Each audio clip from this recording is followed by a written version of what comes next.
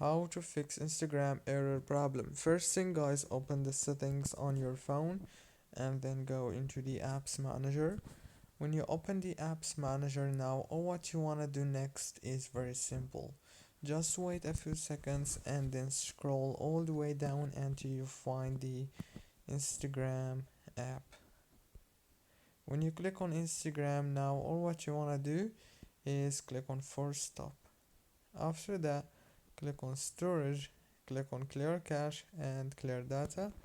Go back to the settings on your phone, go to the wireless and networks, enable the airplane mode for 3 seconds and disable it, and then go to the Wi-Fi and do the same thing.